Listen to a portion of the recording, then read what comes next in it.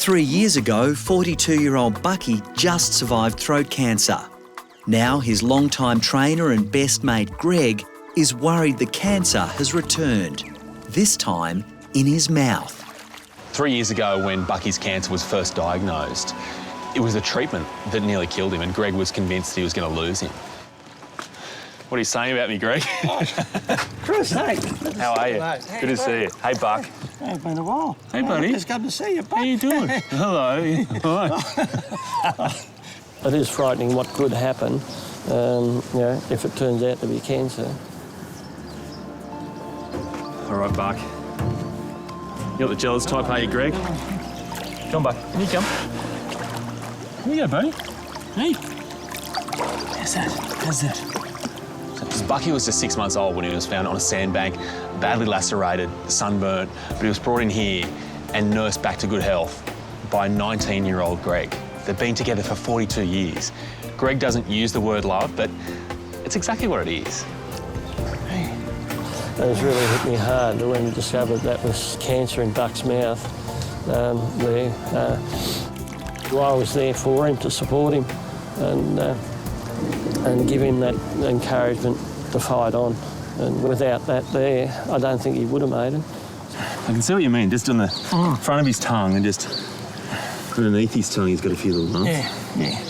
So I guess the hope would be that those lumps are just from fish, where just little spikes from the fish have gone in there and caused a little infection, but obviously the concern is with him having cancer a few years ago that maybe something's come back. Yes. He's like a brother and sometimes even like a son. It's a strong bond, a close bond. He's a real fighter, isn't he? He's been through a lot in his life, hasn't he? He has. The average life expectancy for a dolphin is about 20 years. At 42, Bucky is already a special survivor. Blood tests and biopsies will confirm whether Bucky faces another huge challenge. When you consider that 3 years ago, they nearly lost Bucky to cancer, for me to come back here today with the concern that the cancer's return, you can understand why it's a really nervous time for everyone here.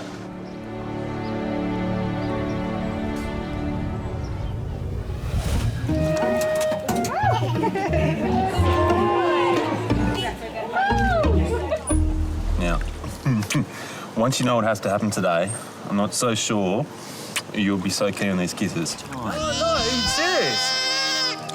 Hey, it's serious work. And you're doing your best to make it less serious, I know, but... Don't try this. Bucky. A bit nervous. I'm staying positive. There's not going to be anything, but you never know. How's he doing with the shows? I mean, he's getting on in years. Yeah, he's getting on, but he's not showing any signs of slowing down. He's a really strong animal, and the excitement of the crowd, spurs him on. This was Bucky in action only 2 hours ago, doing what he loves most. Let's give them a big round of applause. He likes to be the centre of attention, like any star.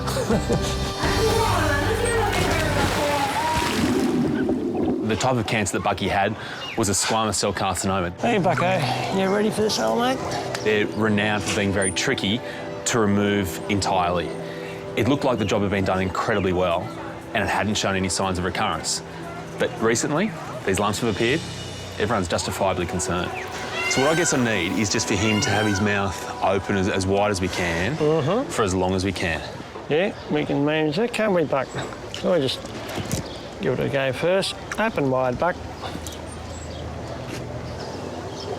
Yeah, see, that's just too rough there for my liking. I mean, it's normal for them to have little undulations in this area around the base of the tongue, but that one's just a little bit raised there. Yeah. In amongst the rough patches are some little nodules, and they're really what worries me right now because they just shouldn't be as raised as they are. I'm not saying it is the return of the cancer for sure, but there's enough evidence there to say that we should be worried. Yeah. So I really do think we need to take some samples. I was hoping Chris was going to say it was nothing, but it's even a little bit more worrying now. You hold still here, Buck? At Coffs Harbour, Chris is continuing his investigation into the disturbing lumps in Bucky's mouth. Still, Buck. That's it, buddy. The first thing I need to do for Bucky is take a biopsy of one of those lumps, send it away to a lab to be analysed and check if it is cancer. That's it. OK, yeah, got it. Yeah, we'll sort things out for you, Bucko. Yeah, I'll find out what's going on. Yeah, you'll be right, mate. You'll be right. I'm with you, buddy. Yeah. The relationship between Greg and Bucky is pretty extraordinary when you realise that it's been going for 42 years. A marriage would be extraordinary if it lasted for that long. Friendships don't last for that long. It is just off the charts. You'll be right, mate. So the cells that are on this slide should really be able to tell us if Bucky's cancer's returned. Hey, Aaron, could you send this off to the lab straight away and just tell them it's urgent? No worries. That'd be great. Thanks, mate. Cheers.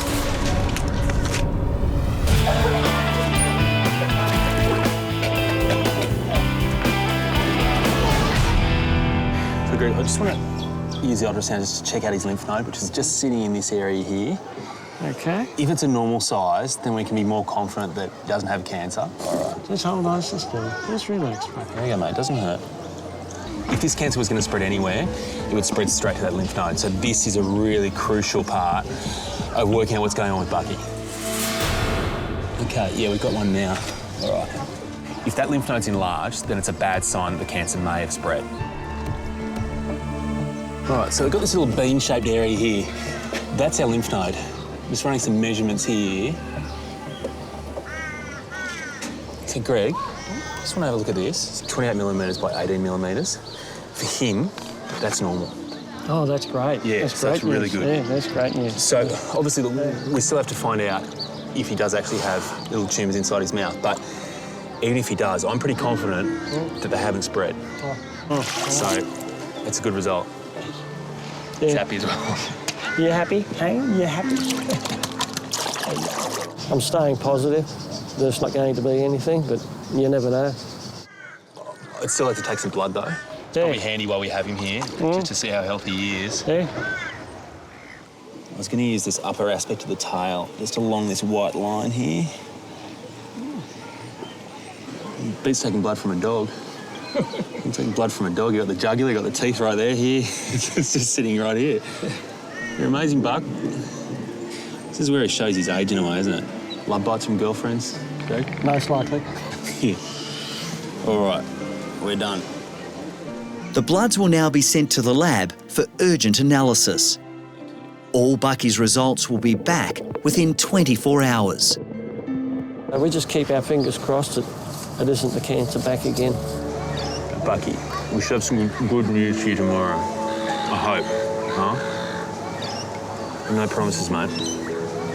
It is going to be a really tough night tonight. Obviously, I'm hoping for the best, but preparing myself for the worst. And if it is bad news, if it is cancer, then I need a plan I can kick into action pretty much straight away. Yes, Bucko. Yes, that's the way. That's the way, mate. That's the way. Yeah, it's all good. It's all good.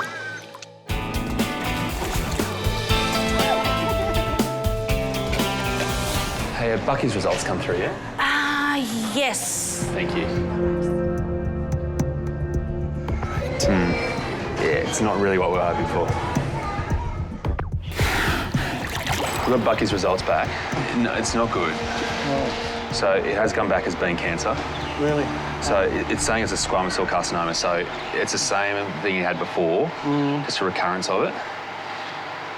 So I'm sorry. Doesn't sound good. No. I was praying it turned out to be nothing serious. But, wasn't the results I was hoping for. But it is what it is. And, we've got to accept that and deal with it the best way we can. You right? Yeah, I'm a bit shocked, really. Yeah, I wasn't expecting it. Telling Greg, it's a very hard thing to do. You know the history between them, you know those 40-odd years of connection they have. So you're telling him essentially that his best mate is seriously ill. It's not nice. At his age, I'm just not confident he'll get through a major operation or get through chemo. So I've come up with something that I think will work, but also something that's not going to be too trying on him. Oh, that'll be good. The priority of Bucky's treatment really has to be that he stays happy and healthy. So the treatment I have in mind, it's going to be short, it's going to be sharp, it's going to be to the point, but importantly, what I have in mind should kill off this cancer pretty quickly. Come on. Come on, mate. Hey, look, hey. Sorry to let you know, but we've got some bad news, mate. It's not good. Hey, it's not good, but we'll be right. We've been through this before with Buck, and yeah, he's strong. I'll stand by him and give him all the support I can. Not interrupting, am I? Not at all. All right, hey, Buck. So this is what we're going to use. So there's liquid nitrogen in here. So I just need him, just as he was before, just his mouth nice and wide open and still. That's the most important thing. Okay. Well, yeah. Oh. Impatient? Yeah, impatient. He's ready to go. What I'm going to do is use cryotherapy. So essentially we're going to be freezing these lumps off. It's okay.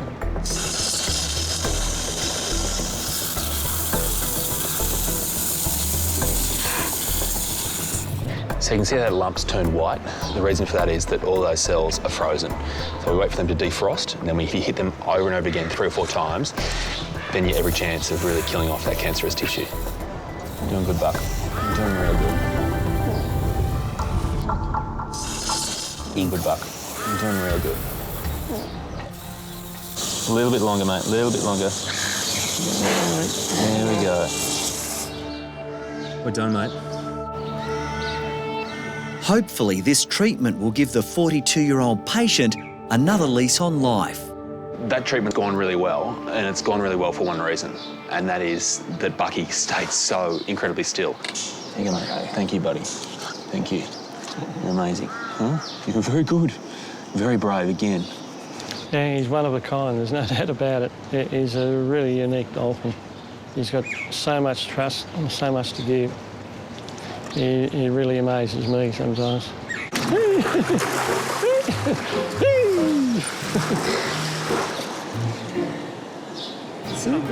The best reaction to cancer treatment I think I've ever seen.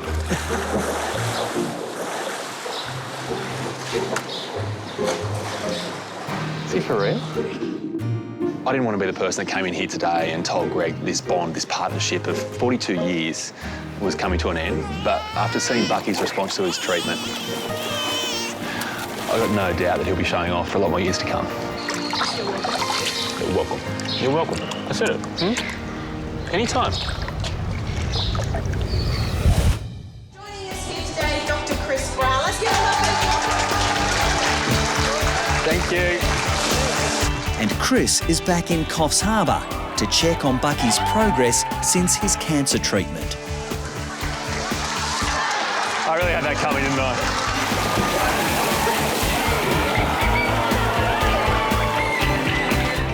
Now, Bucky would like to say a lovely big thank you to Dr. Chris. You gotta say, Buck. What do you... With a big kiss. Wow, you're really lingering on that one. I never thought I'd say that I'd come home from Coffs Harbour with, let's be honest, pash rash. Give them both a big round of applause. I know you're grateful, but that's... Ready, Buck? Oh, That's a great good one. kick. Bucky's underneath it. What a take from Bucky. You got it. No video ref. Now we're going to forward it off to Zip. Okay, Zip's taking To see him come out and perform and put on what was an extraordinary show, it's amazing. He's such a trooper. He's got such a strong spirit and such a desire to make people happy. He and Greg have got a lot of happy years ahead, I'm sure of it.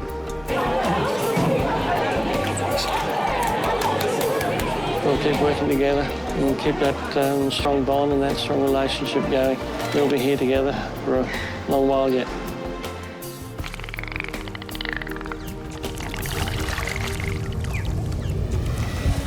Chris is at Werribee Open Range Zoo just outside Melbourne. He's been called out to help with a very special patient. You're worried about one of the cheetahs here? Coyote has not been eating as he usually does. We hope that an examination will reveal if there is anything wrong, and with your help maybe we can get there and figure that out today. We heard that cheetahs are one of Chris's favourite animals, and I thought, why not give him a call so he can come and help out with the whole process. So we've got Inkasana on the left. Yep. He's got a white patch on his tail, and Coyote on the right over here. Brothers Inkasana and Coyote have been residents at the zoo for more than 7 years. So what's got you so worried?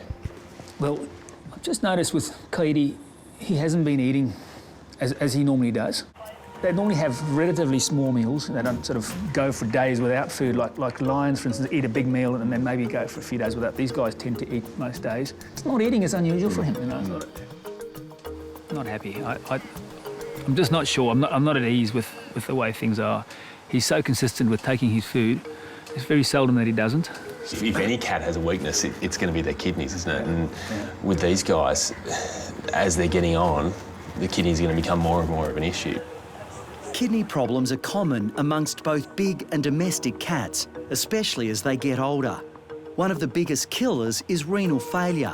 This happens when the kidneys are no longer able to remove waste products from the blood.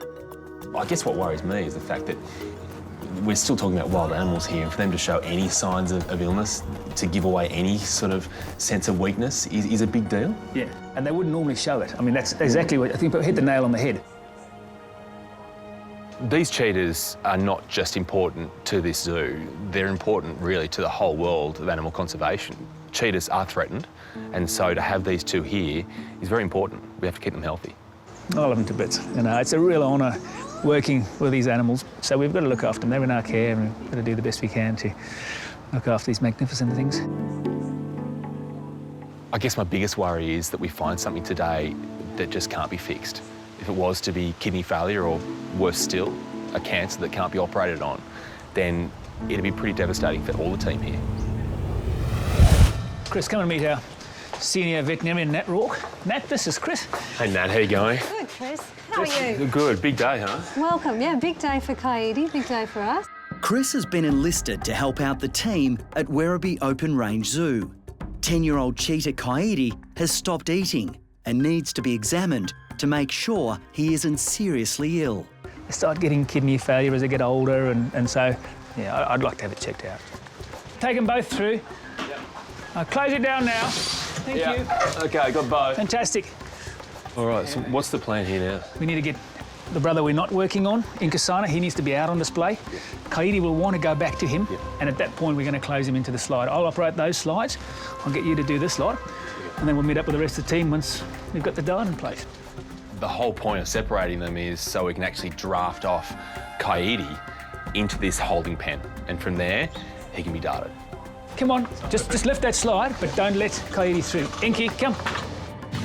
See how quickly he goes? He knows what's out there, so... And he's already grabbed that food there now. He's got it now. Have a look at that. For Coyote and Inkasana, you can really sense they get strength and they feel safety in numbers. But the moment one's missing, they freak out. We're going to let him through now. Good boy. I'll give that to you. Come on. The team has to work fast. Coyote needs to be lured into the crush so that he can be darted. Boy. Come on, buddy. So, look, the pacing and the obvious awareness that something's going on, it doesn't make this easy. Please. Good boy. Boy, Coyote. This is where he knows something's up. Each time he tries to go through, doors are shutting in front and behind him. He's starting to panic. Good boy, Coyote. It's Go on, okay. sweetie. There we go. Yeah. Well done. Thanks, Nat. We finally got him in the chute. It's time to dart him. This has to happen quickly. Good boy, Coyote. Yeah. Nicely done. So we've got most of it in there. You can see that the needle's gone about, 3/4 of the way in, so we're thinking that most of that drug should be in. We can expect anything when an animal goes under anaesthetic, but I'm hoping it'll be okay. Easy, boy. Easy, buddy. Just settle down, buddy. Come on. I guess if there's one thing that worries me about this whole thing, it's the fact that the stress of being darted could result in him flipping out. If he does that, he could break his leg, injure himself in a really bad way, and that would be absolutely catastrophic. Come on, Manny. Just let go. Right now, what we're waiting for is for Coyote really to relax, to let those drugs take effect and hopefully lie down. He's almost there, isn't he? Yeah.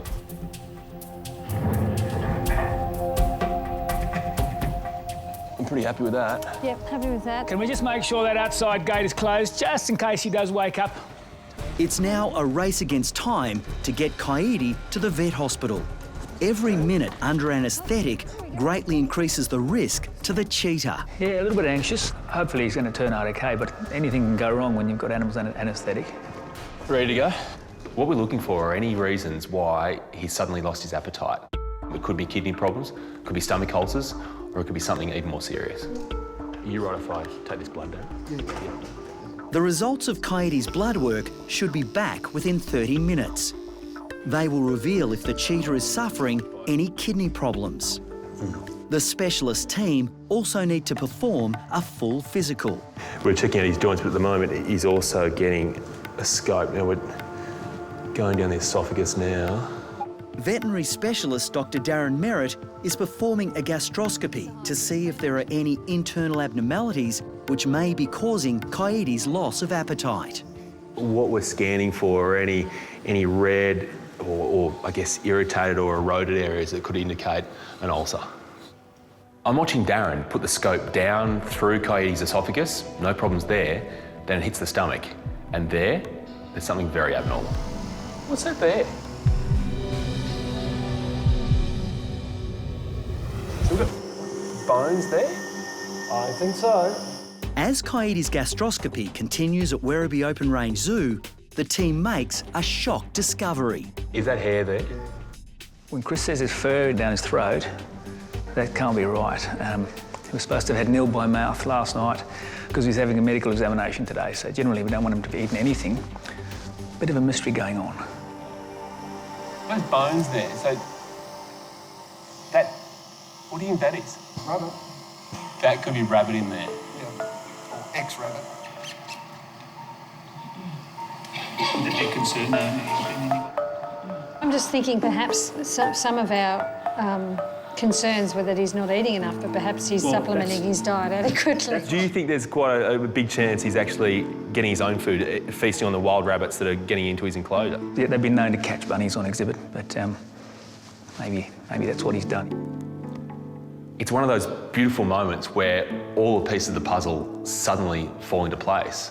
Rather than being off his food due to illness, he's off his food because he's already eaten rabbits. I've just got the blood back. Oh, here we go. Kidneys is normal. Yep. So, all in all, it's a pretty good result considering his age, and what we have learned is what he gets up to after dark. Well, that's a relief, and it's nice to know that what we've done has been worth it. Now away we go. Considering what we could have been facing here, there's a lot of relief in the room, but everyone won't be truly relaxed until we're getting back to his brother. Okay, looking good. At Werribee Open Range Zoo, Coyote has woken from his anaesthetic and is now ready to be reunited with his brother in Kasana. He's just out through that gap. He's been crying for him. He's going to be so pleased to see his brother back.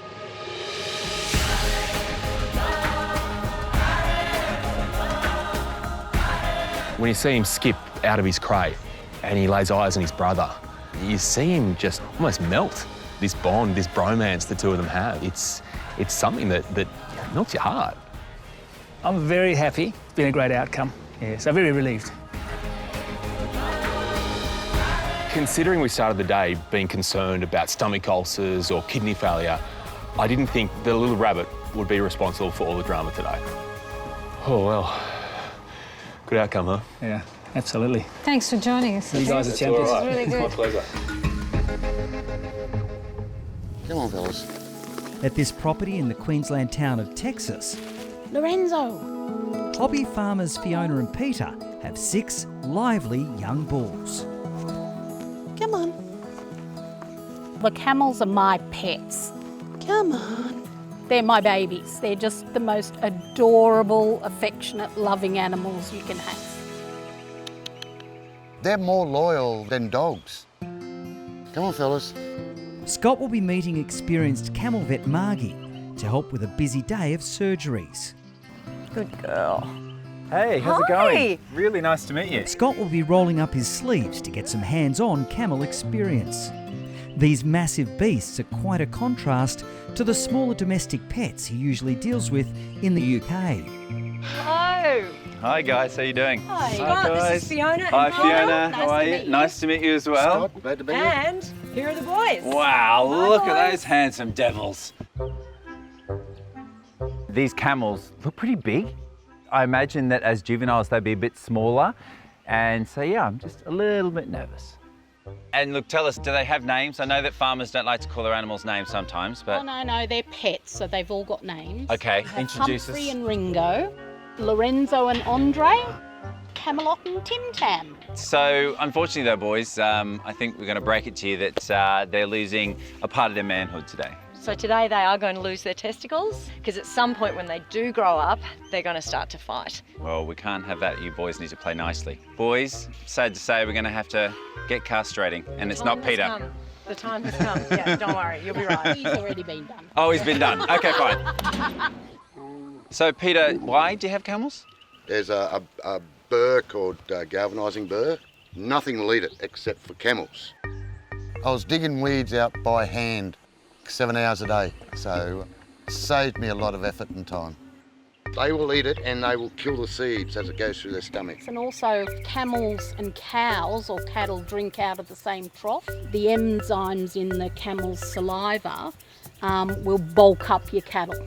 So they help the cattle to break down the food. Yeah. Quite a handy animal then. Yeah.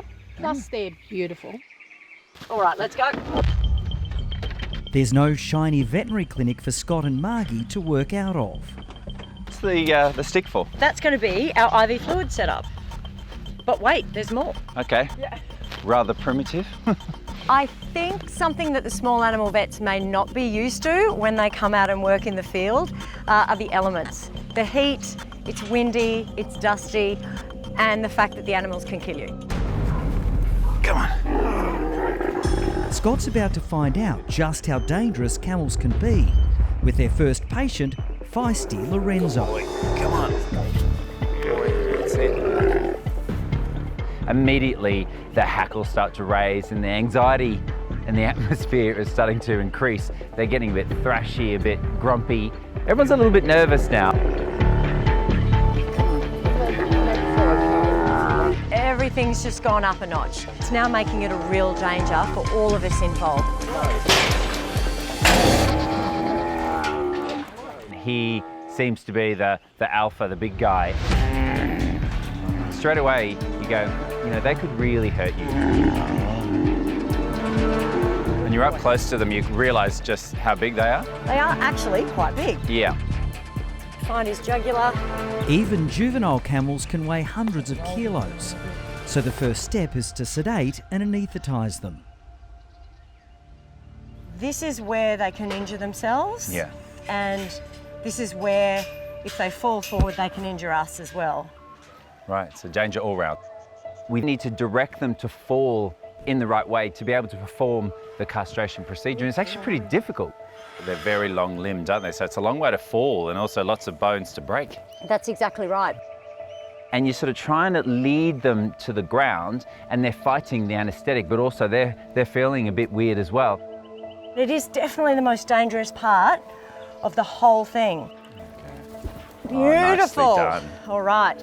Under here.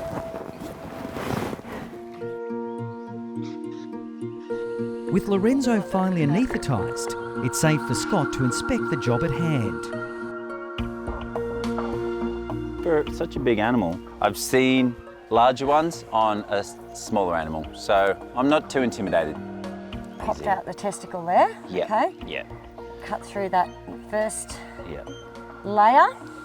It's all the same anatomy, but it's in a slightly different setup. Next up is the emasculators. So what this does is clamp and crush at the same time. Slice through here. Yep. Congratulations, it's a boy. It is. We've got a beautiful looking wound. Lovely. Right, we're done. Spray some antiseptic spray. This helps with any flies, and then he's right to wake up slowly. So we'll just leave you there with him for a minute, Peter, and you guys can talk about, you know, what you've been through. Yeah. And we might get on to the next one. With Peter babysitting a recovering Lorenzo and 5 more castrations to go, it's time for Scott to tackle his first camel castration.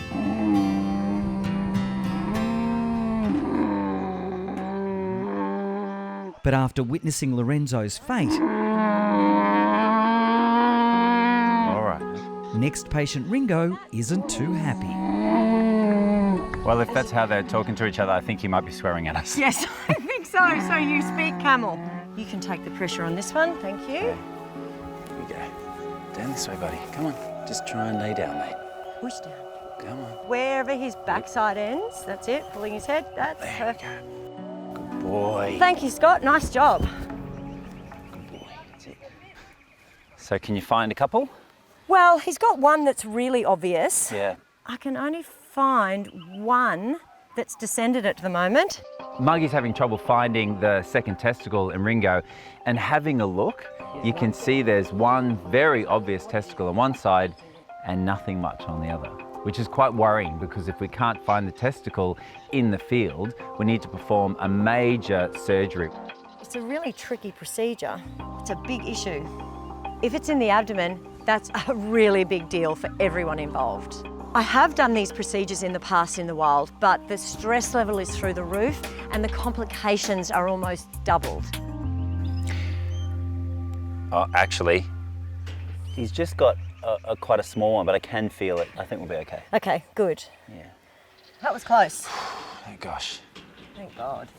Thankfully, feeling a little bit further up the groin, I was able to locate Ringo's testicle. It's a lot smaller, less impressive than the other one, but it's there. And by sort of bringing it down, we're able to then put it back into the scrotum and then remove it. So that's a real bullet dodged.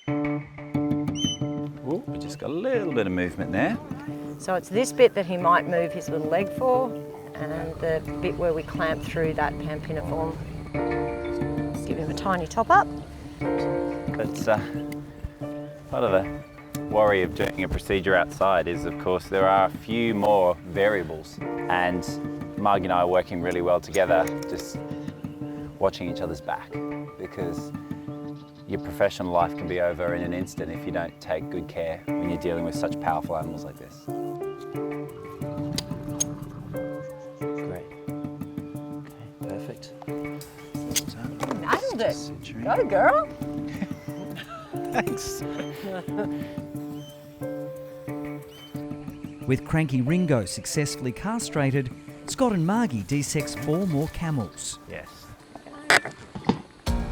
Beautiful. Okay. Good boy. That's it.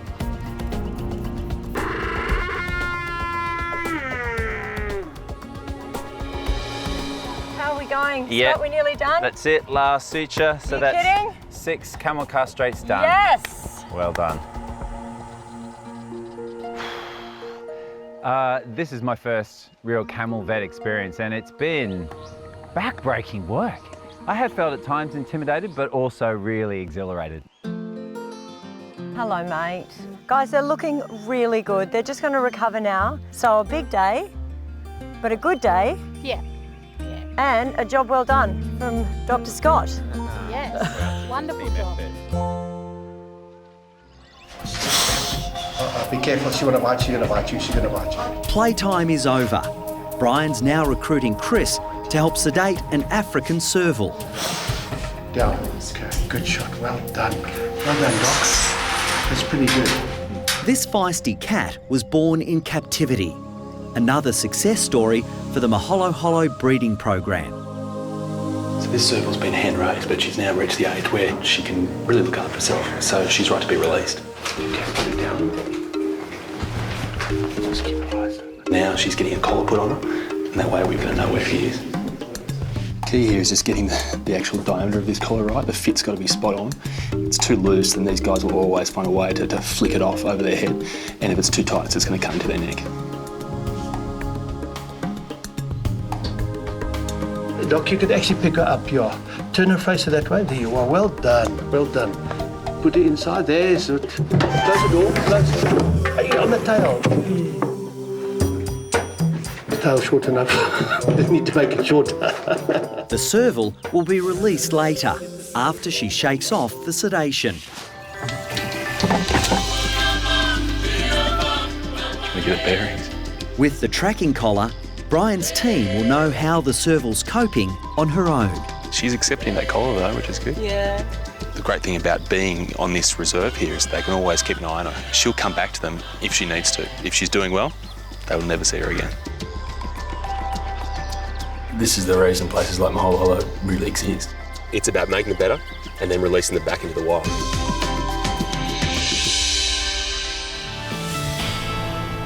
Have you got reinforcements? We might need them. What's going on? Oh, you'll have to wait and see. Hand him his equipment, Rodney. Hey, mate. Not bad. You're going to need them. We looking after an animal or maintenance? You're doing a bit of grooming. Hey, some grooming. Righto. All right, we'll head up to the yards. Yep. All right, let's go. After you. Tim Faulkner is at the Hunter Valley Zoo, about an hour from the Australian Reptile Park. He's been enlisted to help out good mate Jason with a mystery mission. There's all kinds of different animals here, different species. Some are just beautiful, some really exotic, some a little bit big and nasty. I don't know what Jace is up to, but I know Jace well, and he's up to mischief. He's in there. Have a squeeze. He's going mad. Yeah. I peer through a little hole in the fence, and looking in I can see a beautiful and big male antelope. I've got a feeling that this task Jace has sprung on me involves catching him, but I've got no idea how. I've got to trim up his hoofs. They're a little bit overgrown. Fair enough. And how do we catch him? Well, you grab the pointy end and we'll look after the rest. It's a black buck antelope, and because of the soft soil here, it's much softer than where they're naturally found, so their hooves don't wear down so much. And when that happens, they can splinter, they can crack, they can become infected and be a big problem. So the goal today is to catch the antelope, restrain him and trim his hooves. Okay, Rodney. But catching this wily Indian native won't be easy. They have super long horns, about 600 mil long. They can jump 2 metres up in the air. It's going to be quite a dangerous operation.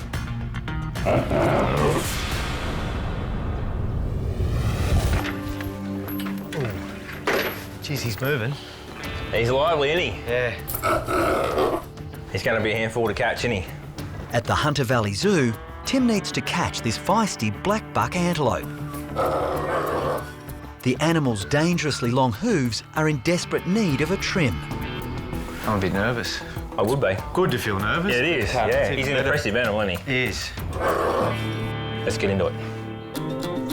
Okay, Tim, he's going to make his way around. Yep, grab him by the horns. Yep, grab him by the horns. Well done, mate, well done. Get a hold of the other one. Yep. Up against the wall, yep, let's go.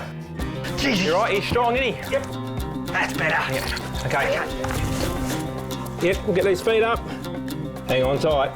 Now we've got him restrained, and Jace is on the back. He's up against the wall. Priority is keeping the antelope calm, safe, and as stress-free as possible. We put a blindfold straight on. Thank you.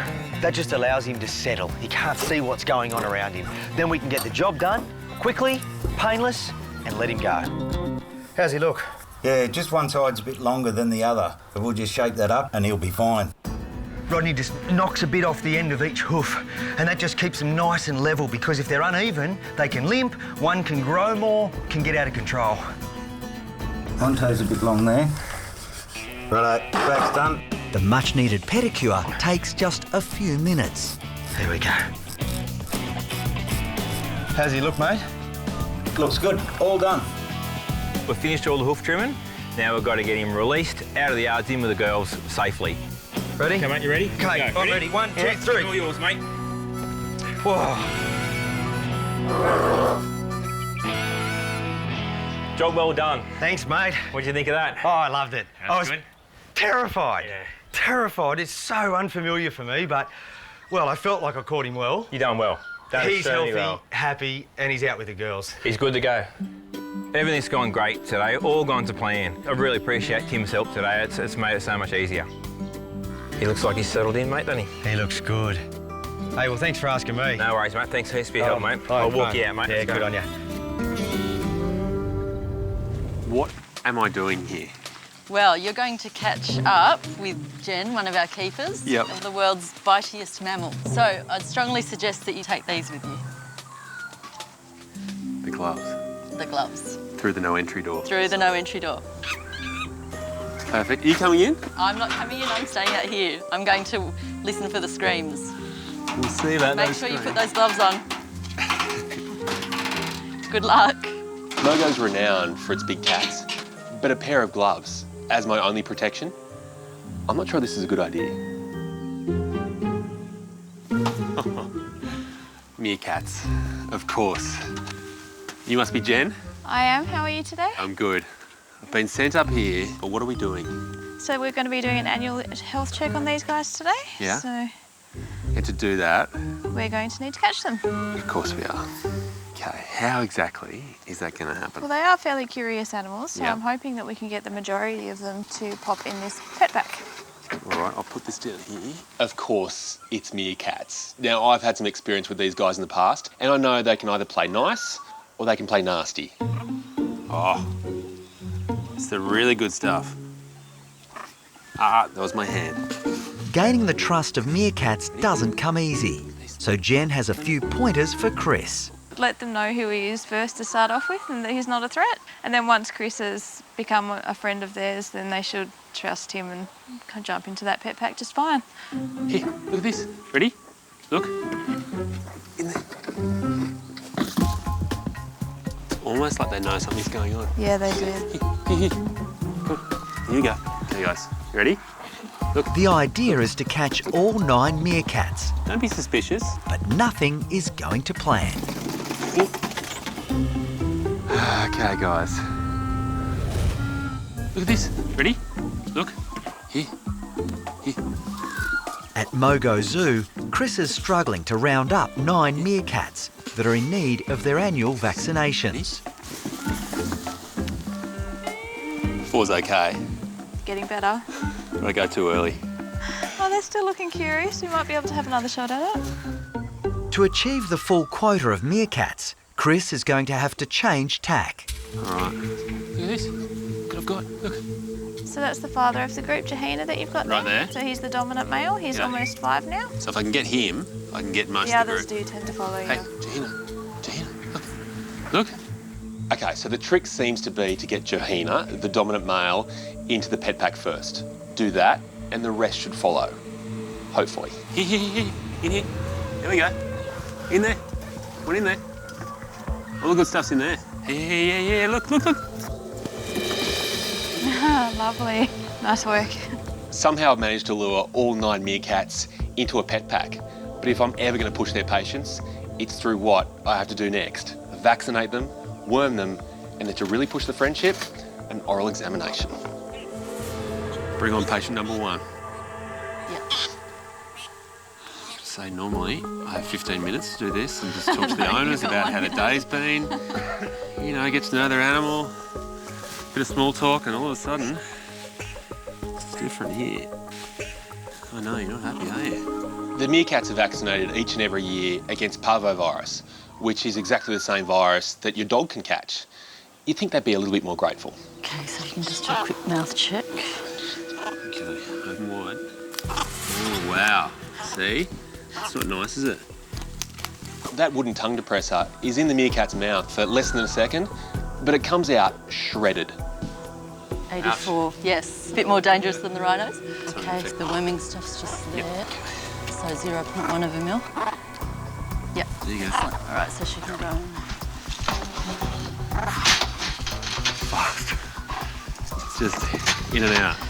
With the meerkats clearly unimpressed, it's important Chris and Sam complete the job as quickly as possible. The meerkats are quite used to people, but it's all on their own terms. So as soon as we actually try and grab them, then they become quite bitey. You're ferocious, aren't you? How many teeth in such a small mouth? This is one of those situations where looks are incredibly deceiving. A meerkat seems adorable, but when those teeth get moving, they are ferocious. Really good teeth. Mainly because I think she uses the teeth so often. Yeah. Just one more meerkat to go, and it's the feistiest of the lot.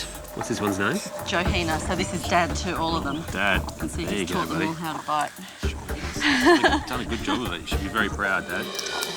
Wow. Yep. The teeth work. This big, aggressive male is itching for a fight. The closest thing to this is a chihuahua. Yes. I'm getting a lot of flashbacks. You're not related to the chihuahua, but geez, you put on a similar show. You're doing dog impressions?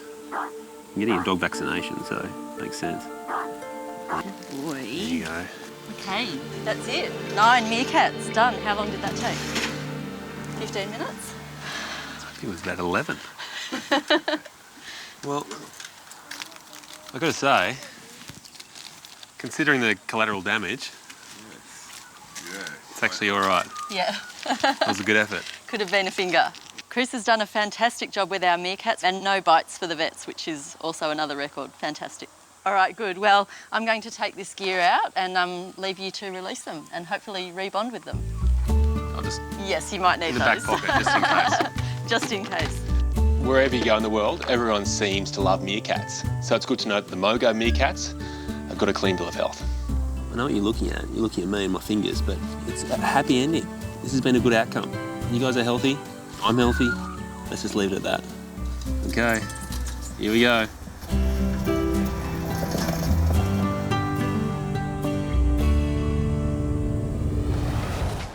The Wildlife Aid Centre is 21 miles from London in Leatherhead, Surrey. Staffed mainly by volunteers, the team handles more than 20,000 wildlife emergencies every year. Got all the equipment for you here. There's a towel. Okay. Some Kevlar Vet gloves. nurse Lucy was on duty when the fox was rushed in. Now, I caught her yesterday, so I'm going to get you to do it today. Okay, she's around this way? That's right, just round there. All right, I'm going in. Wish me luck. Good luck. She was brought in after being found limping around a garden. We expected that she'd been hit by a car. We could see it was a horrible fracture, so we needed to knock her out, give her an anaesthetic and then x-ray and have a look at the leg. I'm really concerned with what I've seen on that x-ray. I don't think the dressing is going to be enough, so we'll see what Scott says. So whenever you're dealing with wild animals, at some point you have to catch them. So we're going to grab her with a towel, hopefully not get bitten, and then take her out for a quick exam. Good girl. Well done. Good girl. Well, actually, I was pleasantly surprised. Sweetheart, you are. Come on then. I was able to catch her nice and quickly, and she was actually a really sweet girl, so I've decided to call her Sweetie. All right, Lisa, I've got that muzzle in my pocket, actually. Can you grab it? Got it. There you go. Thanks very much. We actually put muzzles on foxes the wrong way up because it covers their eyes and it means that she doesn't panic so much. Yeah, well, being a nocturnal animal, they probably enjoy being in the dark, do they?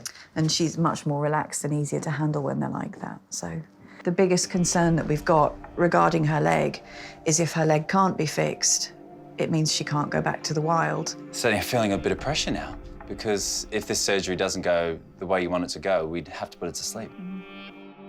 Would you have a look at her x-rays and see if anything can be done for her? All right, so should we try and pop her in the box then? Good girl. That's it. So these are the x-rays that we took of the fox. Yeah, it doesn't take much to see the problem, does it? Right there, so mid-radius ulnar or forelimb fracture there on this poor little lady. Oof, looks very, very swollen. Were the bones actually popping out of the skin? Was it an open fracture? No, it's a closed fracture. There's no wounds at all, just the swelling, as you can see. Yeah, no worries. Look, I will take the drive to Michael's and I'll call you as soon as I know anything. Okay. Thank you. All right, see ya. Good luck, little one. So for this, I think there's only one person in mind, one of my best mates, Michael Hamilton. He's a specialist orthopedic surgeon and he's the man. When it comes to fractures like this and important patients, then yep, he's the one to call.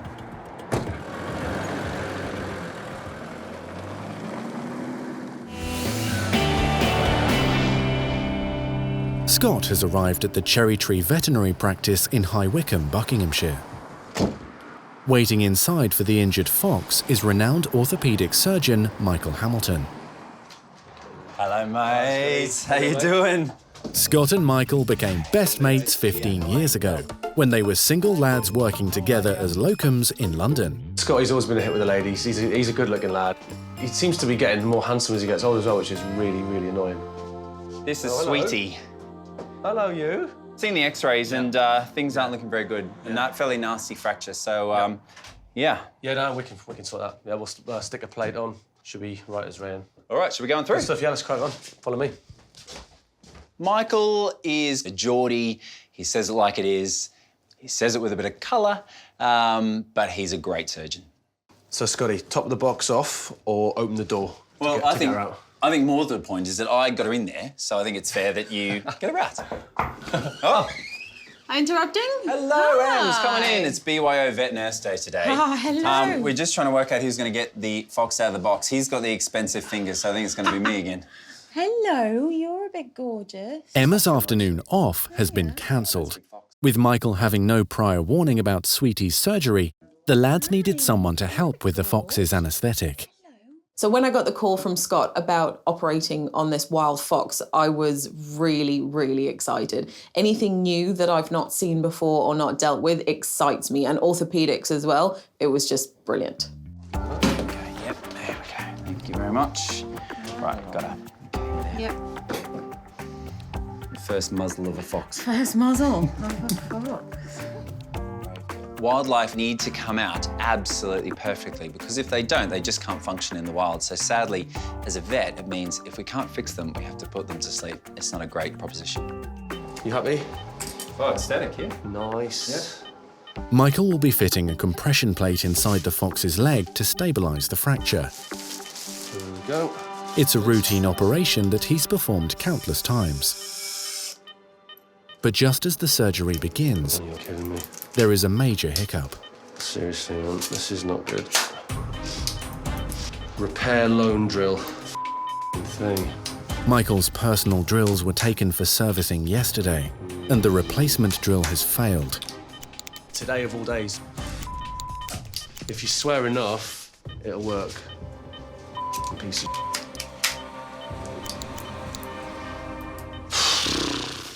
Right, plan B. Everybody think happy thoughts. Oh, you've got to be f***ing kidding me. Like, what the f***? No, I think that's understandable. Oh, hello. I honestly can't explain what went wrong with the drill, but it certainly seemed to respond to Michael's colourful language. I'm not going to burn that up because we might just need to use that to put the screws in. He was definitely sweating a little bit, was Michael. I think having to go back to using a hand drill was quite tough for him. Michael Hamilton gone old school. This is not even school. This is... This is prehistoric. With your hand, Scott, just pull the leg. Yeah. Right, that's it. No, that's fine. It's fine. Yeah. Wait a minute. If you can hold that one. Come on, drill. Come on, darling. Come on, darling. Once we've got 2 screws in, we're pretty much laughing.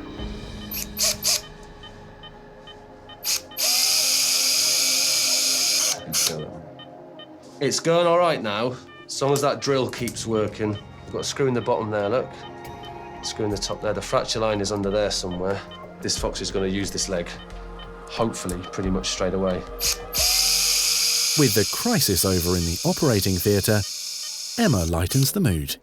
How many times have you two operated together? Probably like at least a handful of times. Yeah, probably not more than 10.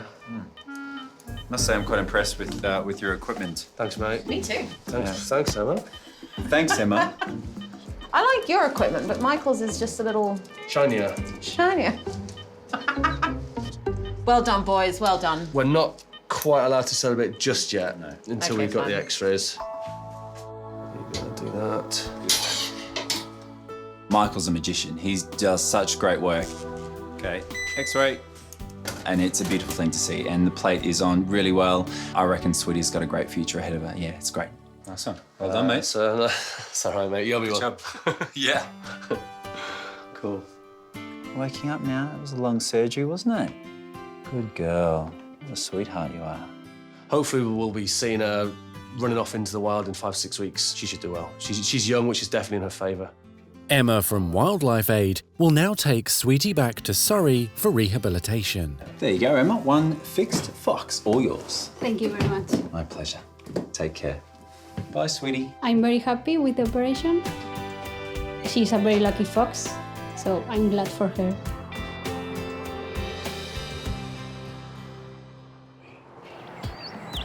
At Wildlife Aid, there's good news about Sweetie. The hand, that's perfect. Michael's surgery has been a success, and the fox should be back in the wild in just a few weeks.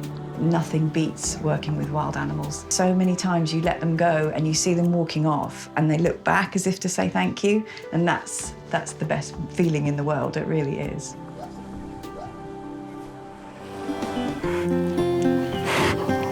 So we're going to see one bear now, Pepsi. Yeah. She's a bear rescued about 8 years ago, and she needs to get a dental treatment probably first to check her out. It's Chris's second day at the Wildlife Centre, and his next challenge is to treat an aggressive sun bear that's in pain. Pepsi has developed a lot of tartar inside her mouth, on the teeth. There's concern they're sore, so my job today is to check them out. Give us a smile. Oh, good girl, good girl. This is the bear they're talking about. Not so close. She can reach through there. Pepsi was rescued from a temple and looked after by monks, and as is often the case, has a terrible diet before she came here. The fact she had a poor diet meant that her teeth just never really have been in good shape. Since she's come in here, she's had a long history of dental problems, and today we're determined to make sure there's no serious issues in there. Every now and then, I do just get a little glimpse of those discoloured teeth. Just the brown coating, the lower canine looks quite dark as well. And we want to catch it before it turns into a full abscess and then the bear can't eat. But there's obviously got to be a fair bit of care here because she can really turn. Yeah, no one goes that side of the bars. Ever. The only way we're going to be able to do this is by darting her and then under anaesthetic having a closer look. You a good shot? I'm okay. Good. I know I'm going to have to be better than okay right now, but yeah. I'm okay. If you miss once, then they become really difficult, so first shot. One shot. One shot. Okay, having a look in, and yeah, she's fully in.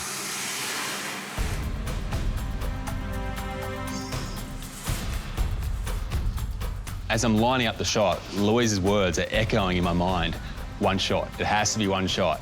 So I take my time, and at just the moment where she turns around, I go. It looked like it had solid contact and stayed in there for a few seconds, so it should have injected into the muscle. There we go. Yep. Okay. Good. Nice shot. So how do we know she's fully asleep here? Can we prod her or? We'll use the high-tech banana test. Banana test? Banana test. We're going to just gently throw a banana at her from outside the cage. They teach you this at university in Scotland, or was this a new thing here? Yeah, there's a full course on the banana test. So just at her, and if she flinches, then she's obviously Then she's not sleepy enough. Not sleepy enough.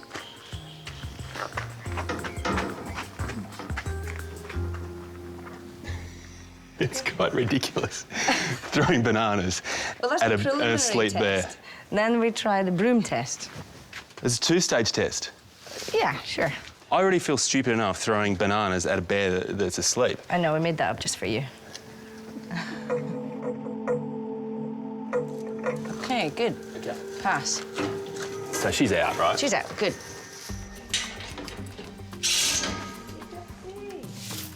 So, we will give her a quick check with a stethoscope. We'll get our team to come down and we can load her onto the sidecar and take her straight to the hospital. Okay, there's a bit of a reflex there, but she's certainly looking deep enough to make this journey now. Whereas you know what to expect with a dog or a cat, the thing about a bear is they're not anaesthetised every day, so we don't really have the data, we don't really know the dosages and how long they stay under for, so we're flying pretty blind right now. All right, so do you want me to ride up with her? Yep. It looks like the anaesthetic is taking effect, but if she does wake up, she'd knock me down with her heavy hands and then slice and dice me with those massive claws of hers. Not ideal all round, really.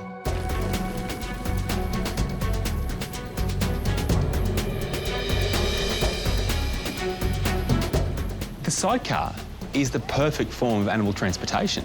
It delivers Pepsi straight to the door of the vet clinic. Might have to get one of those for Bondi. Pepsi was rescued from a temple. A poor diet has taken its toll. You can see now that she's asleep, really thick layers of tartar over these canine teeth here and also some of these incisors. So the hope is, once we can scale that away, there should be a healthy tooth underneath. We hope.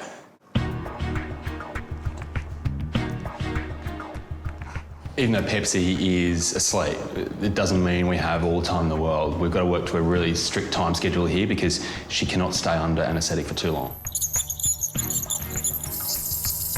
It's the sound that sends shivers down everyone's spine. Thankfully, Pepsi isn't awake to hear it.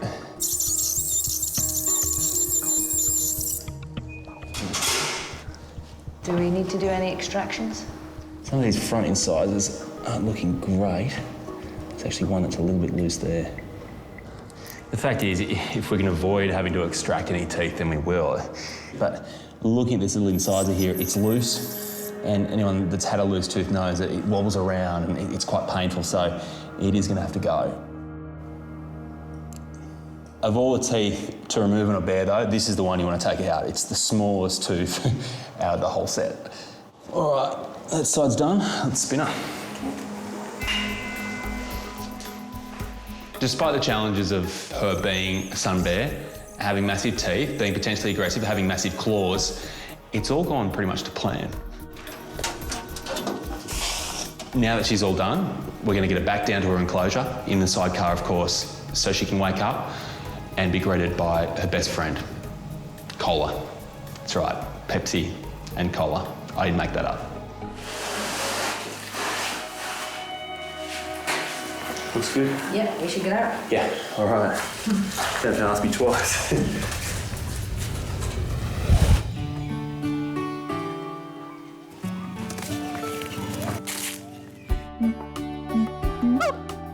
Two hours later, Pepsi has made a full recovery and is reunited with Cola.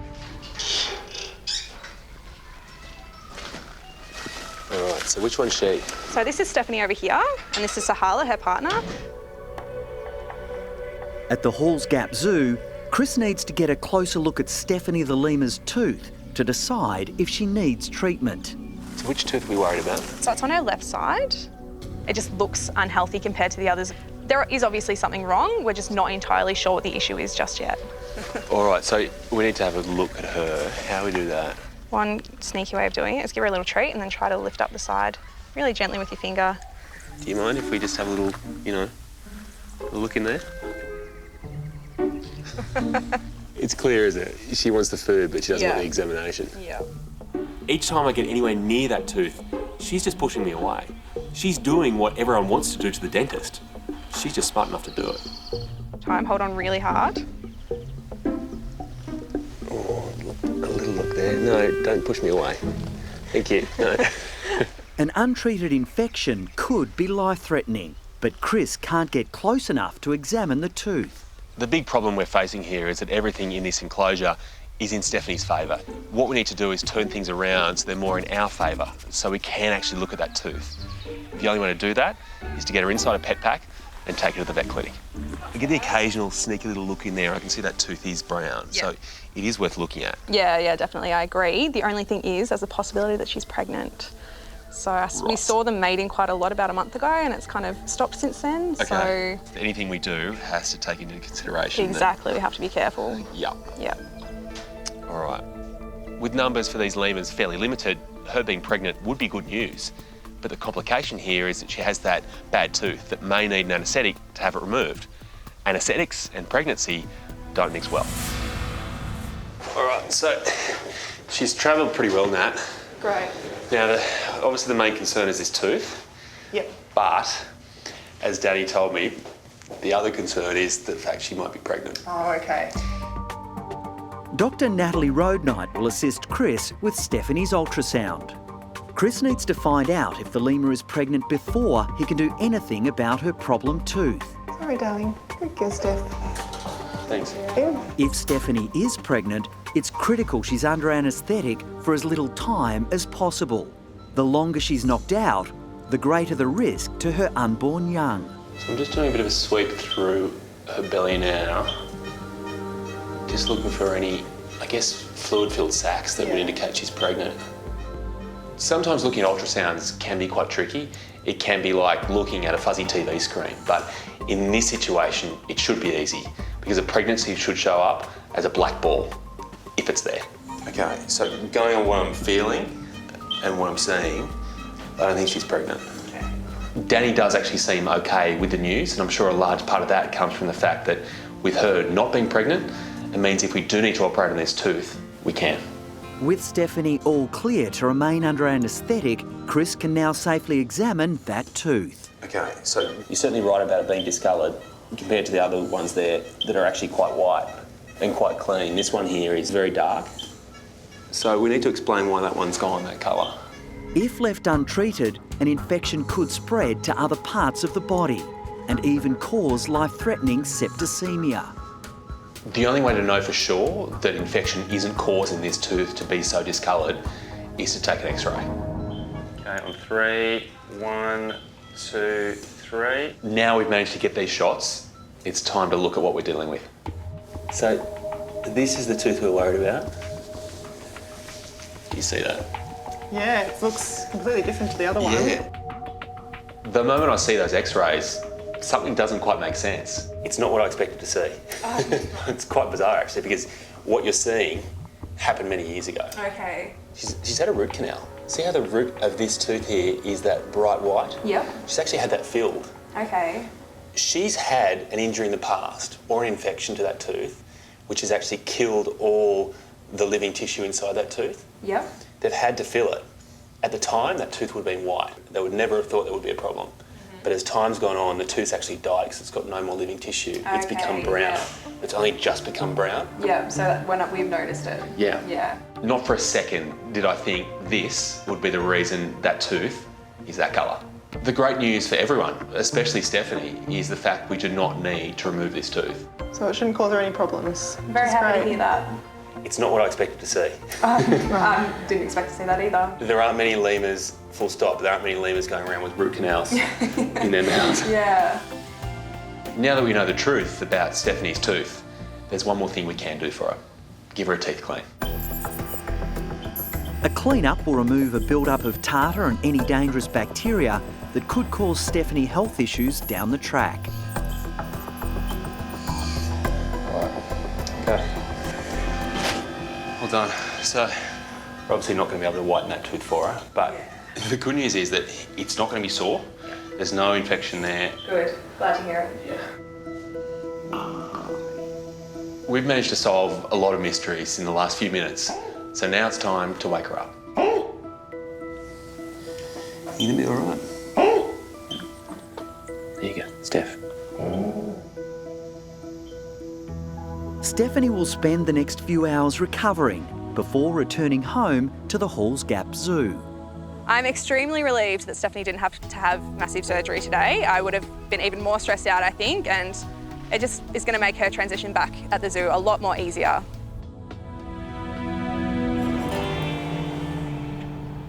At the Halls Gap Zoo, Danny is reuniting Stephanie the lemur with her partner Sahala. All right, here she comes. Even though there are no baby lemurs on the way, zoo owner Greg is happy to see Stephanie settling back into her enclosure. Looking good, mate. Looking good. Yeah, she is. Yeah, you've done a good job. Thanks, mate. She'll bounce back pretty well, and obviously not needing to remove that tooth is a big benefit. It's great that we now know, and it's even better that we haven't had to actually do any invasive surgery, so that's good. Yeah. It couldn't have gone better in my opinion. No massive surgery, no stitches, she's happy, it's all good. Ni hao ma. Ni hao. How are you? Good. I'm Joseph. Hey, Joseph. Chris. Oh, I'm here to help you for the day. In China, Chris's volunteering adventure continues, this time at one of the country's most important conservation centres. We welcome everyone from all over the world to come here to be the volunteer. Yeah, especially the vet. What's our first job? So now we'll go to the panda kitchen to prepare the food. It's breakfast time for the pandas, and Chris will be helping to prepare a specially formulated meal. The thing about pandas is they find it very hard to get all the energy they need each day with just bamboo, so you need to supplement it with extra things like panda cake, which is a higher level of carbohydrate, fat and protein, and that way they can actually keep their weight on. Otherwise, they really struggle in captivity to actually keep all the energy they need. Okay, ready? Let's do it. Yeah. So is this their favourite part of the day? Yeah. Yeah? Yes. The favourite time for the favourite food? Yes. Chris will hand feed two of the younger pandas, Shishi and Bayan. Oh, hello. You want cake? Look at you, you can't wait for cake. You're even willing to do squats for cake. Panda squats. All right. Yeah. Okay, you're going to be very, very gentle here. It's a small piece. There we go. You like that, don't you? The serious threats that pandas have to their survival means they have to be housed in a place like this where their numbers can be built up. Sure, I'd love it if those bars weren't there and if the whole area was a lot bigger and a lot greener, but the reality is that in terms of panda conservation, it is still very early days. You stay healthy. You have to mix it up. Thank you. Good. A bit of a palate cleanser too. I have to keep on reminding myself that she is so strong that if she wanted to, she could actually grab my hand and break it. That's why I'm trying to keep my distance back, but it's very hard. The giant panda is the national treasure of China. So in the wild, the white panda is very, very rare. The number of the white panda is decreasing year after year. So now more and more Chinese people, they got the awareness to protect the panda. This is one of those very surreal moments where you can't truly believe you're kneeling in front of a panda eating cake. But she seems very happy about the arrangement. Yep. Good girl, thank you. Okay, this is awkward because that's enough cake for you. So I have to give the rest of the cake to someone else. I'm sorry, there'll be more cake another time. It's gonna be all right. No, oh, this is tough. You can't eat too much, you know, okay? I feel awful. Next in line for a meal is Bayan, Shishi's boyfriend. Would you like some cake? There we go. Very good. It's hoped that one day Shishi and Bayan will successfully mate. They are just metres apart, and you'd think when you have a species that is so desperate to build up its numbers, they'd be breeding all the time. But oh no, that's not how it works. You see, a female panda is only receptive to mating for about 36 hours a year. So Bayan has to really seize his moment. Okay. Finish the feeding. All right. See you, Bayan. Good luck with the missus next door, huh? Okay. Yeah. So we're finished with the morning's work. So next we'll go to the kindergarten. We're going to a panda kindergarten. Yes, the panda kindergarten. That sounds extraordinary. This way. This way? Yeah. It looks like there should be human babies in here, but no. This is for pandas. It literally is a kindergarten. In here now? This is the inner sanctum of the Panda Breeding Centre. To be allowed entry is an extremely rare privilege. So this is a panda nursery.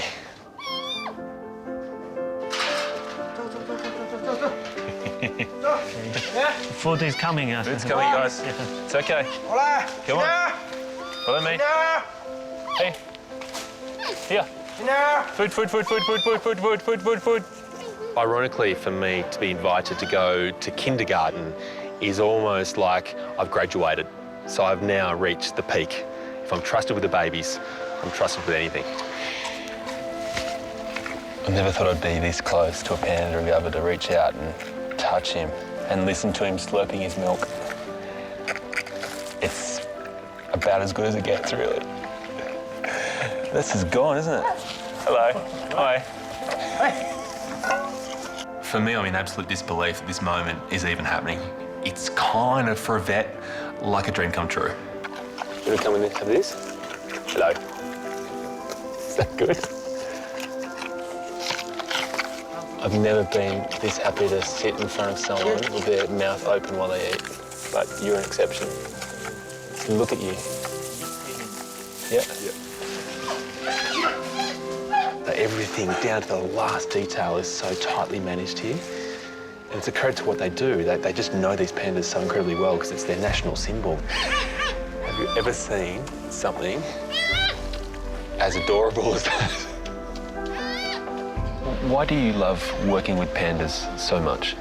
All the workers who work for the panda, we want to protect the panda from extinction. Yeah. So the work you do, you know it's very important. Yes, important and meaningful. Yeah. Somehow today I've managed to feed and be involved in this nurturing process for these baby pandas. It is something I'll never forget. But now, I'm heading back to Bondi.